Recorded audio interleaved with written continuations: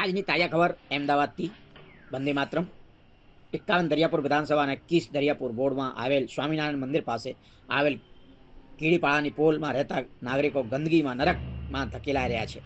લિખિતમાં અરજીઓ કરવા આવેલ છે અને રૂબરૂમાં રજૂઆતો કરવામાં આવેલ છે. રાજકીય કાર્યકરોને રજૂઆતો કરવામાં આવેલ છે તથા જનતાના સેવકોને રજૂઆતો કરવામાં આવેલ છે.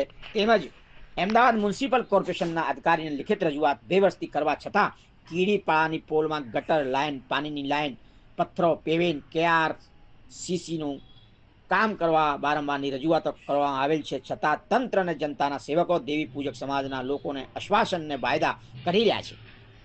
જણાવે છે કે બજેટ આપી દીધું છે તેવું જણાવે છે, પરંતુ કામ ક્યારે થશે? દેવી પૂજક સમાજના વિસ્તાર સિવાય બીજ ભલે કામ કરી રહ્યા છે.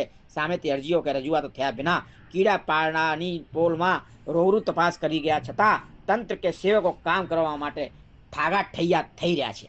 માત્ર દેવી પૂજક સમાજના વોટ લેવાય છે અને કામ માટે ધક્કા જ. ગંદકી અને પાણીની સમસ્યા, ડ્રેનેજની સમસ્યાનો નિકાલ થશે કે ગાંધી સીધા માર્ગ આંદોલન કરવામાં રાસ્તો કામ કરવા માટે છે. Akash Dutt, advocate and notary, Bharat સરકાર, ભારતીય જનતા પાર્ટી, દરિયાપુર વિધાનસભા, કર્ણાવતી કાર્યકર, ભારત માતા કી જય. જય હિન્દ, જય ભારત. ખબર ભારત ન્યૂઝ से।